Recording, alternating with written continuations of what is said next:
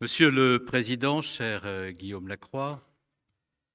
Mesdames, Messieurs les ministres, Mesdames et Messieurs les parlementaires, Mesdames et Messieurs les maires, les présidents, Mesdames, Messieurs,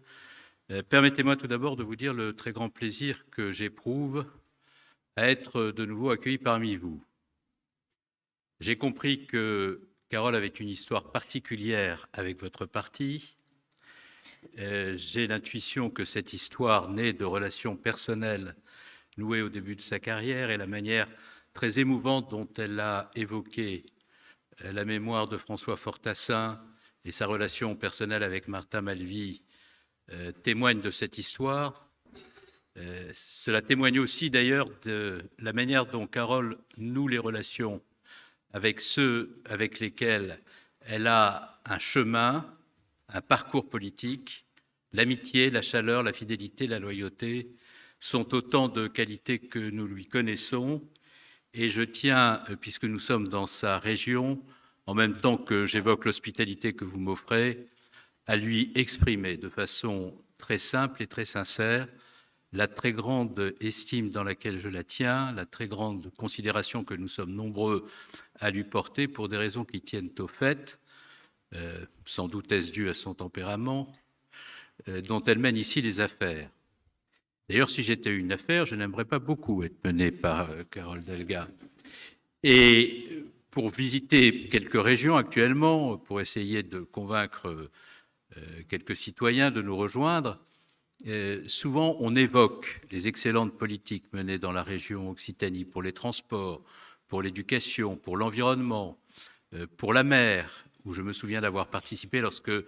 j'étais ministre des Affaires européennes à l'université de Montpellier à une séance témoignant du très fort engagement de la région Occitanie pour l'environnement maritime, pour le développement des activités maritimes. Donc je sais la passion de votre présidente, je sais sa vision, je sais sa sincérité, je sais son engagement et je voudrais lui dire mon amitié et lui rappeler aussi à quel point elle a été, avec Jean-Michel, avec Sylvia, une excellente ministre du gouvernement de François Hollande. Je voudrais m'adresser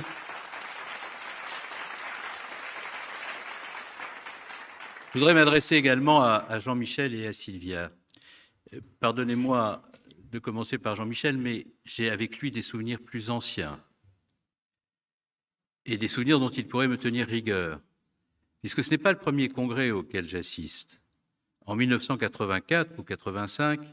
j'avais assisté à un congrès que la direction du parti, à l'époque, avait curieusement décidé d'organiser en Avignon, au Palais des Papes.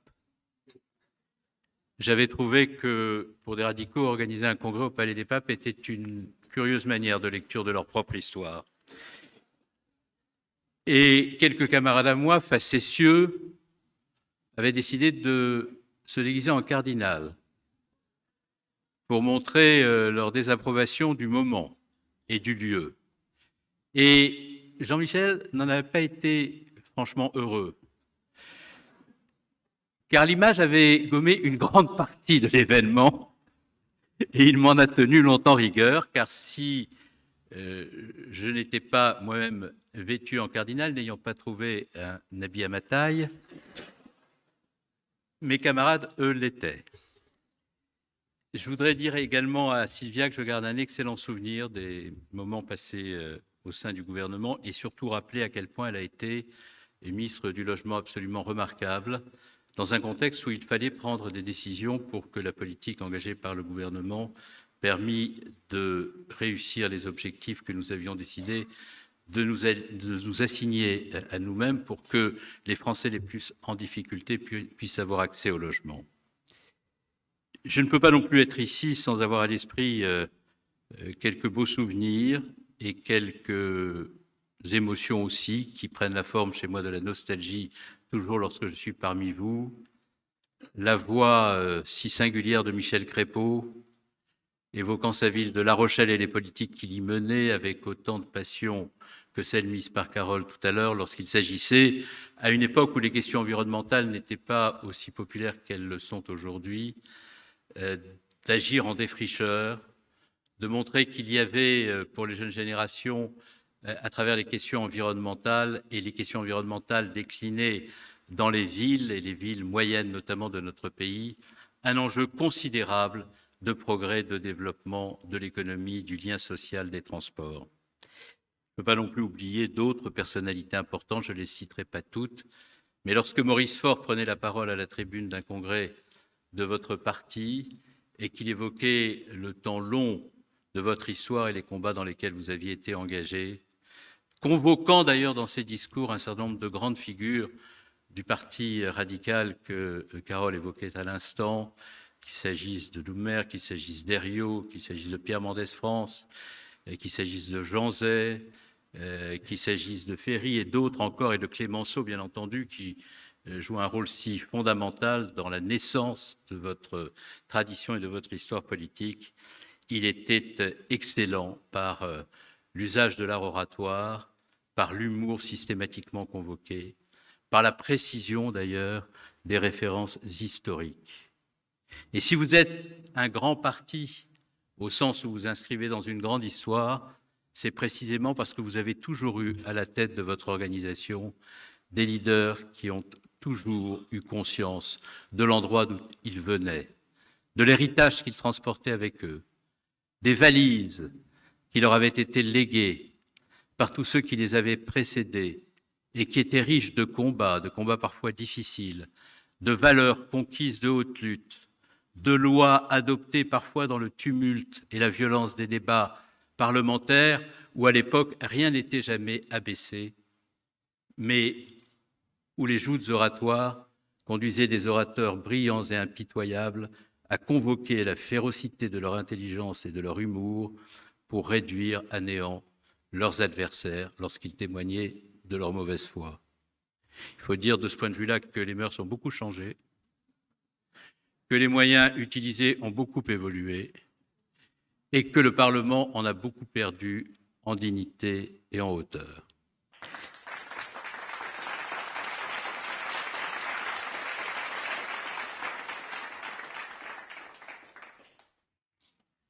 Alors nous sommes chez les radicaux. Si toutefois on m'a bien informé, et chez les radicaux, il y a une tradition très forte qui est celle de la volonté de la rupture mise au service de la République et de ses valeurs. Et dans une période où parfois on a tendance à s'inquiéter, à juste titre, de la fréquentation de l'extrémisme par la radicalité, car si la radicalité peut être une excellente chose, l'extrémisme est toujours un dévoiement funeste de la radicalité. La radicalité, le radicalisme tel que vous l'avez vécu, a été au fondement de ce qu'est la République telle que nous l'aimons. Et lorsque l'on relit les discours et les grands textes des radicaux prononcés au Parlement, à l'Assemblée nationale notamment, au début du siècle dernier, on constate que lorsqu'il fut nécessaire de déployer beaucoup d'énergie pour séparer l'Église et de l'État dans une période où les monarchistes menaçaient toujours la République de leur volonté de retour, et avec leur volonté de retour, il y avait toujours l'ambition de faire en sorte que la monarchie se conjuguât avec la monarchie de droit divin, c'est-à-dire la confusion de l'Église et de l'État. Et la confusion de l'Église et de l'État, c'était une éducation qui donnait à la religion une place prépondérante. C'était la difficulté d'arriver à l'école pour y apprendre ce que les Lumières nous avaient enseigné de rationalité, d'amour du progrès, de la science. Entrer à l'école, lorsque l'école se confondait avec l'enseignement du catholicisme, c'était ne pas être garanti qu'au sortir de l'école, même si ceux qui en sortaient savaient lire et écrire, il y aurait nécessairement des esprits libres, capables de juger par eux-mêmes, de choisir pour eux-mêmes, par l'exercice de leur libre conscience, leur propre chemin, pour être assurés d'être des citoyens libres dont la démocratie, précisément, avait grand besoin au moment où elle s'instaurait en se confondant avec la République. Alors la laïcité, il fallait des combats radicaux pour l'instaurer, et c'est la raison pour laquelle vous étiez imprégné de radicalité, mais cette radicalité, vous la mettiez au service de valeurs qui vous interdisaient toujours l'extrémisme, la violence, les dérapages. La laïcité, pour vous, c'était la possibilité de croire ou de ne pas croire. Et dès lors que l'on était en situation de faire le choix de sa propre religion, d'être toujours garanti qu'on pourrait bénéficier de la protection de l'État, qui n'en reconnaissait aucune, précisément pour permettre à chacun de vivre la sienne librement, si toutefois il faisait le choix d'avoir une religion. C'était la protection de l'État donnée à chacun pour que chaque citoyen soit libre. C'était la possibilité aussi d'affirmer, et Carole l'a dit tout à l'heure à juste titre, la prééminence toujours de la loi de la République sur toute autre forme de loi qu'on aurait pu imposer à ses citoyens et qui aurait été de nature à remettre en cause sa liberté. C'est la raison pour laquelle la République vous doit, dans ses principes, dans ses valeurs, la laïcité, la liberté, la concorde, mais aussi l'égalité lorsque vous avez décidé de mettre sur les fonds baptismaux de la République l'école comme le lieu où chacun pouvait apprendre, et notamment les plus défavorisés. L'école de la République aurait-elle formé autant de normaliens, autant d'agrégés de lettres, de philosophie, de sciences venus des milieux les plus modestes s'il n'y avait pas eu, à un moment de l'histoire de la République, des radicaux, des socialistes agissant ensemble au Parlement, au commencement de la République et de la démocratie définitivement instaurée, pour faire en sorte que cette aspiration à l'égalité des chances fût toujours possible. Voilà pourquoi je suis particulièrement heureux d'être avec vous aujourd'hui. Mais bien entendu, si je n'évoquais que l'histoire qui nous rassemble, on me dirait, mais quel est le projet? Quel est l'intérêt d'avoir une si belle histoire si nous n'en faisons rien? J'évoque simplement l'histoire parce que j'ai beaucoup souffert au cours des derniers mois de voir une partie de la gauche oublier l'ensemble de ces legs qui nous ont été confiés, de ces relais qui nous ont été passés,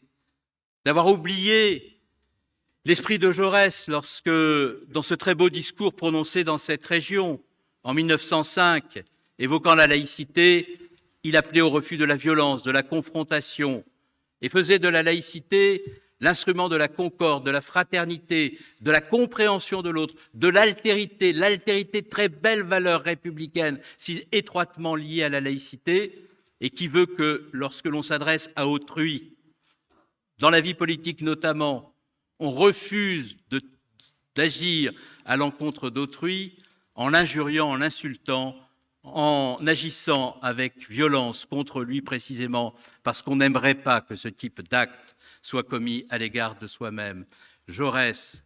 Blum enfermé avec Mandel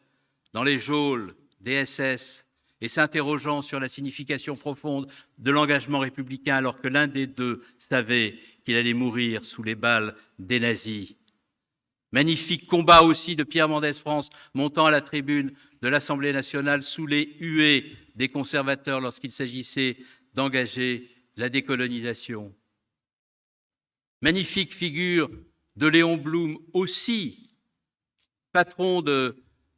du Front populaire, engageant le pays dans un ensemble de réformes sociales exceptionnelles qui changèrent le visage du pays, mais contre lequel on organisait des manifestations nombreuses au motif qu'il était un juriste fin, trop élégant, parlant trop bien, et qui, pour toutes ces raisons-là, n'apparaissait pas comme étant assez à gauche à M. Torres et à tant d'autres. C'est cela notre histoire. C'est tout cela dont nous sommes les héritiers. Et si je suis venu devant vous aujourd'hui, c'est aussi pour vous dire, avec la plus grande sincérité, la plus grande franchise, la plus grande détermination républicaine, qu'aucun homme politique, qu'aucune femme politique, qu'aucun parti politique ne sait indiquer la direction s'il n'est pas capable d'expliquer d'où il vient.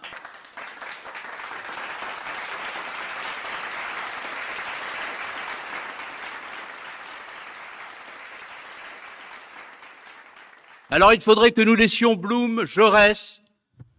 Mendès France sur le chemin et que nous convoquions Simon Bolivar et Maduro, dont nous devrions découvrir subitement que nous leur devons tout. Il faudrait quand même être singulièrement oublieux de ce que sont les grandes figures, les grandes valeurs, les grands principes de notre histoire pour nous abandonner à une telle pente. Mais nous ne devons pas simplement dire ce que nous avons été. Nous ne devons pas non plus d'ailleurs dire ce que nous sommes par différenciation des autres, à gauche, dont nous sentons bien la dérive. Nous devons dire tout simplement ce que nous sommes au regard des enjeux fondamentaux auxquels le pays est confronté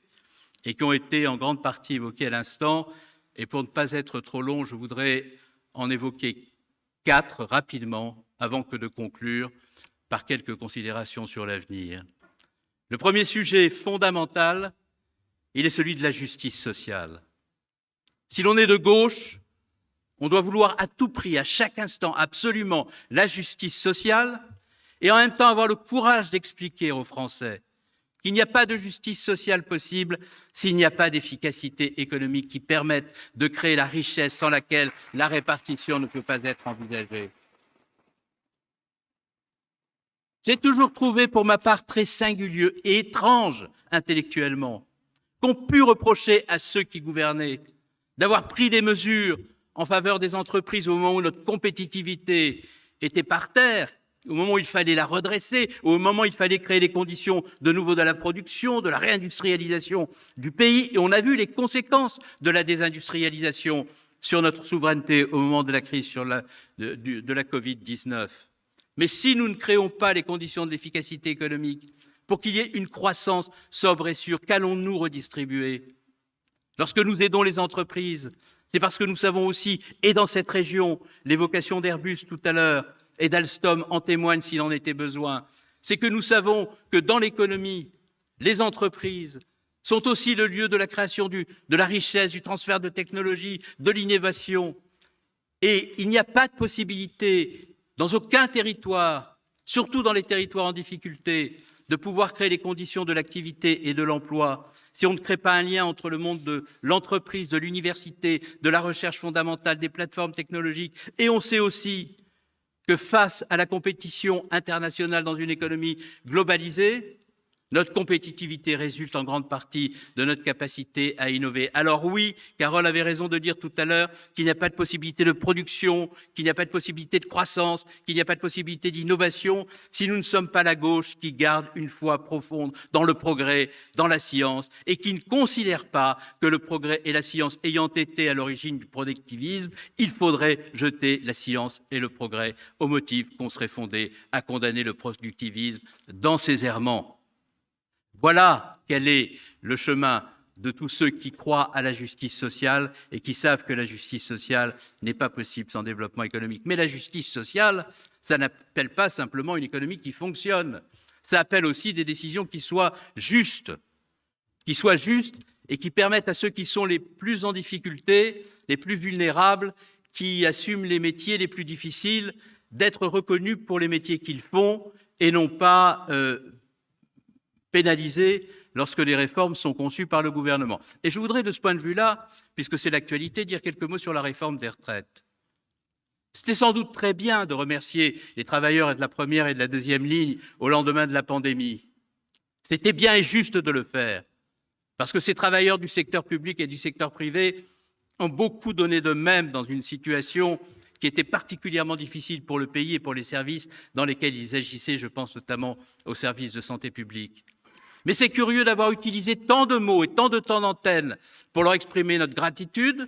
et une fois la crise terminée, que de mettre en place une réforme des retraites qui fera de ces salariés-là les premiers contributeurs, alors qu'ils sont les plus vulnérables, les plus sensibles à cette réforme, pour des raisons qui tiennent au fait qu'ils ont commencé à travailler tôt dans les métiers les plus pénibles, et que l'allongement de la durée de cotisation combiné à la retraite à 64 ans les conduira à partir plus tard, en ayant déjà beaucoup donné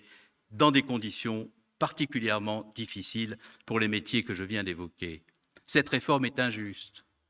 Cette réforme est injuste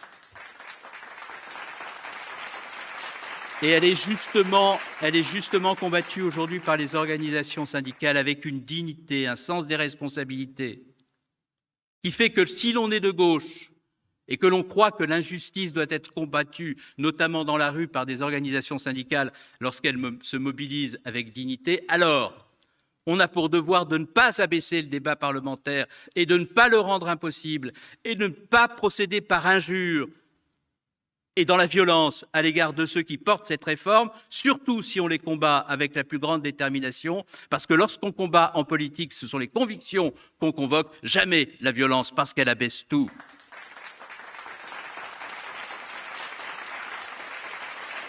Mais il ne s'agit pas simplement de condamner ceux dont les comportements sont condamnables dans l'opposition. Il s'agit aussi d'être capable de dire au gouvernement, vous ne pouvez pas mener une réforme de cette ampleur avec 3 arguments, le 47.1, le 44.2 et le 49.3. Ce n'est pas la formule pour le prochain loto gagnant que je vous donne là. C'est l'équation de la réforme telle qu'ils l'ont conçue. Le 47.1 pour limiter le débat, le 44.2 pour bloquer le vote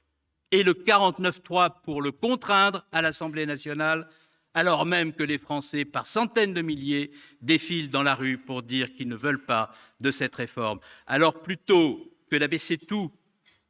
alors que l'enjeu est aussi important, que les Français sont angoissés par l'injustice sociale, il faut leur donner un débouché politique. Le débouché politique, c'est bien entendu le débat possible, c'est la dignité pour appuyer les organisations syndicales qui elles-mêmes sont dignes.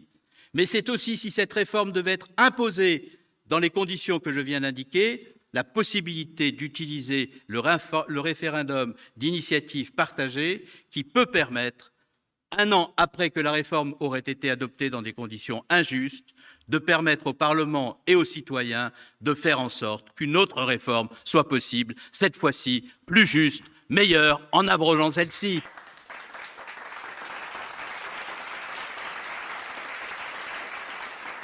La justice sociale, ce sont aussi les services publics, l'école, la justice, la police.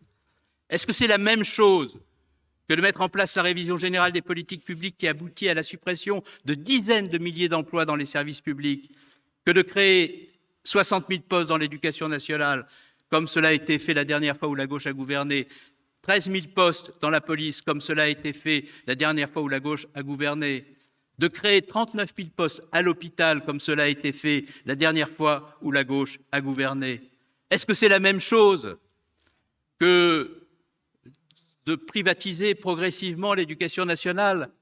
que de créer les conditions pour qu'il y ait plus de maîtres que de classes, pour faire en sorte que les enfants les plus en difficulté aient la possibilité d'être accompagnés davantage précisément parce que leur situation le justifie? Non seulement nous devons vouloir la justice sociale, parce que la République, c'est ainsi que nous la concevons, mais nous devons aussi vouloir la restauration des services publics. La justice sociale, les services publics, premier thème. Deuxième thème, faire en sorte de réussir la grande mutation écologique par la construction d'une croissance sobre et sûre. J'aurais 1000 choses à vous dire sur ce sujet, je n'en ai pas le temps. Mais essayons quand même de qualifier les angles morts de l'autre gauche pour essayer de les dépasser, d'en sortir. On ne peut pas réussir la transition écologique et la lutte contre le réchauffement climatique si nous n'avons pas des modes d'énergie totalement décarbonés. Peut-on avoir une énergie totalement décarbonée en sortant totalement du nucléaire et en ne favorisant que les énergies renouvelables? Je ne le crois pas. Ce serait une folie que de le faire, pour la bonne et simple raison que les énergies renouvelables elles-mêmes seront aussi contestées que le nucléaire l'a été jusqu'à présent, compte tenu du nombre d'éoliennes, par exemple, qu'il faudrait pour compenser la fermeture de tous les réacteurs. Donc il faut un mix énergétique où le nucléaire et les énergies renouvelables soient favorisés ensemble, sans quoi il n'y aura pas de décarbonation du mode de production énergétique. Mais il n'y aura pas non plus d'accès des électro-intensifs à une énergie qui est un prix compatible avec ce que la compétitivité exige. Il n'y aura pas d'orientation de toute la production vers les objectifs de la croissance sobre et sûre si on ne passe pas d'une agriculture intensive qui utilise trop d'intrants à une agriculture extensive, respectueuse des sols et favorisant la production de produits de qualité. Il n'y aura pas non plus de croissance sobre et sûre si nous ne créons pas les conditions du développement de secteurs entiers encore insuffisamment encouragés, notamment par l'Union européenne, qu'il s'agisse de l'éco-construction, de l'électromobilité, de la politique énergétique de demain. Bref, il y aurait là 1000 choses à dire pour faire en sorte que la gauche de demain soit celle de la croissance sobre et sûre, Et il n'y a pas de possibilité de justice sociale s'il y a de la décroissance. Et donc, nous devons là aussi affirmer nos idées clairement. Le dernier point sur lequel je voudrais dire un mot, c'est sur la République. La conception que nous avons de la République, je l'évoquais tout à l'heure en convoquant votre contribution à notre héritage commun, nous oblige à avoir une conception de la politique à laquelle je tiens beaucoup et dont je conviens volontiers qu'elle n'est plus à la mode. La conception que nous avons, Guillaume, Carole, Jean-Michel, tous les sénateurs parlementaires ici présents, les élus de votre parti et les élus de gauche ici présents, la conception que nous avons de la politique, elle nous conduit à considérer quiconque est dans le débat public, qu'il partage ou non nos convictions, comme un citoyen qui doit être respecté en tant que personne. L'art de la politique n'est pas un art de la séduction. Ça ne conduit pas à venir devant des citoyens en essayant de leur plaire, en essayant de les ramener à soi par les jeux de la séduction. Ça consiste parfois, la politique, à accepter d'être seul en raison de ses convictions et de ramener à soi les autres par la force du discours, la puissance des arguments, et avec d'autant plus de facilité que ceux qui ne partagent pas nos opinions et nos idées sont regardés par nous qui voulons les convaincre avec un immense respect parce que nous sommes des humanistes. Oui, je suis choqué lorsque je vois la convocation des injures, des insultes à l'Assemblée nationale, la manière dont on peut traiter sur les réseaux sociaux, dans l'anonymat, certains responsables publics qui donnent beaucoup d'eux-mêmes parce qu'ils ont la passion de l'intérêt général, de la chose publique. Je suis choqué lorsqu'on insulte des élus au motif qu'on appartient à une cohorte anonyme, numérisée, et qu'on s'autorise tout parce qu'on est convaincu qu'on ne sera jamais en situation de devoir rendre compte de rien. Je suis choqué lorsque des ministres dont je ne partage pas les orientations, dont je ne partage pas les objectifs, dont je condamne les choix politiques, sont insultés et injuriés, parce que j'ai l'impression que c'est mon pays tout entier qu'on abaisse et qu'on blesse lorsque l'on se comporte ainsi. Et je ne peux pas concevoir que la gauche soit, même pour partie, de cette famille-là, qui agit ainsi, qui se comporte ainsi. Et Carole faisait tout à l'heure allusion aux accusations qui ont pu être portées contre moi. Ces accusations, je ne me suis jamais exprimé sur leur contenu, sur ce que j'avais vécu et sur ce que j'avais éprouvé. Je l'ai toujours gardé pour moi. Je l'ai toujours gardé pour moi parce que ce que j'ai pu éprouver est sans commune mesure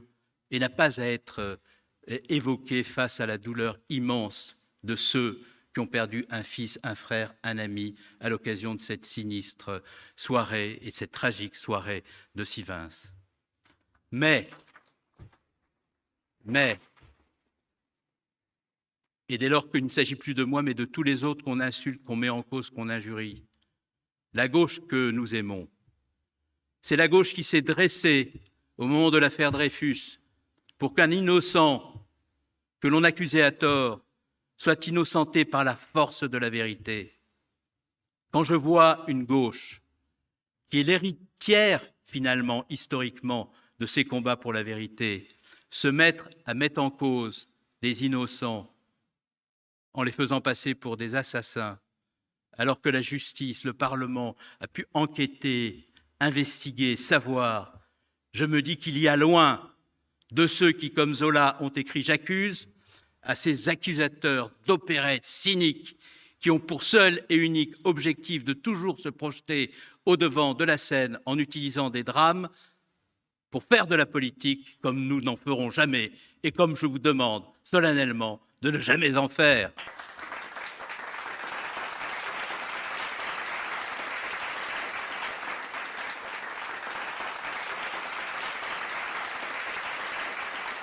La politique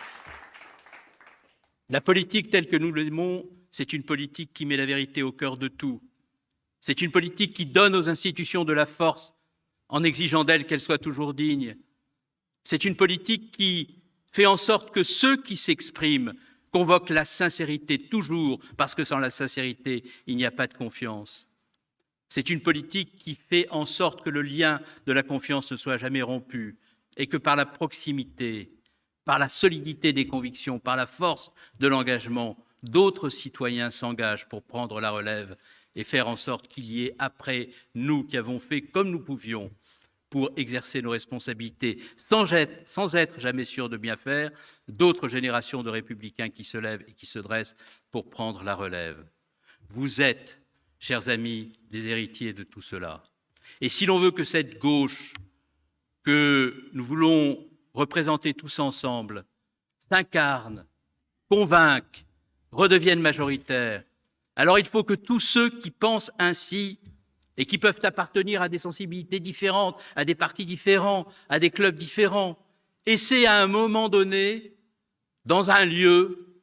de se rassembler dans l'esprit de respect, de concorde, dans la passion de la chose publique, pour échanger et affiner le projet dont nous avons besoin pour la France. C'est ce que j'essaie de faire modestement. Pas seul,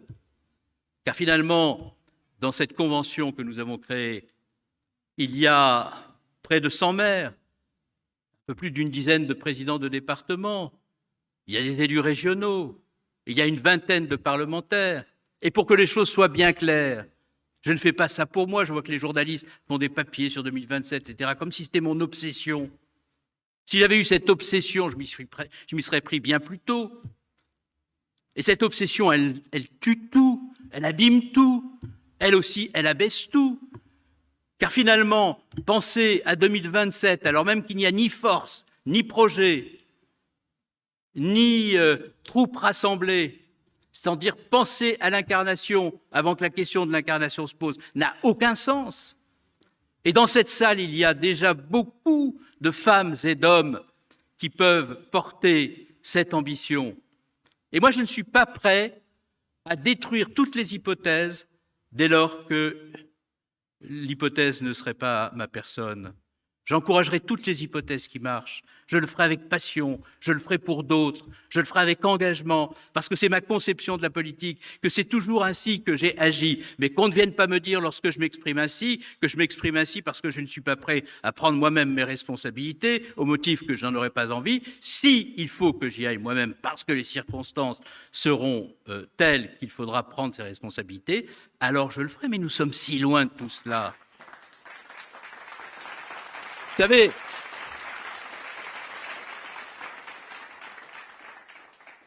je le dis devant Carole qui a tant apporté à sa région et qui a tant à apporter au pays. Elle le sait mieux que moi. À chaque fois que la question 2027 est abordée, ce n'est pas parce que personnalité en parle, c'est parce que des journalistes posent des questions. Et moins vous répondez aux questions qu'ils vous posent, plus ils formulent les réponses à votre place. Pourquoi ? Parce que le papier ne refuse pas l'encre et parce qu'il faut bien finalement que la politique continue à vivre son chemin comme finalement on a l'habitude de la voir se déployer. Ce serait si triste de casser les habitudes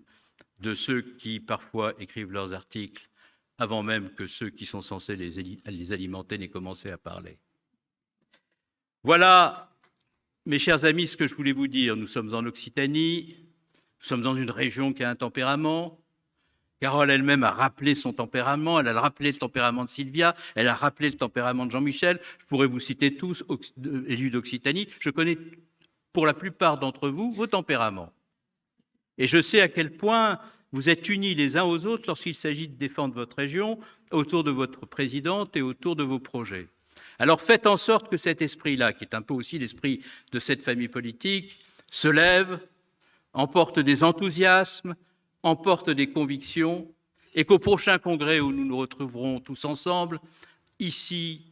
ailleurs, avec d'autres amis, peut-être dans des organisations politiques portant d'autres noms, mais apparaissant comme le fruit de notre rassemblement et de notre témérité, nous puissions dire de nouveau, et c'est fondamental que nous y parvenions, que l'espérance, oui, l'espérance est plus belle que la colère, parce que l'espérance nous met sur un chemin qui rend tout de nouveau possible, alors que la colère est à tout jamais une impasse.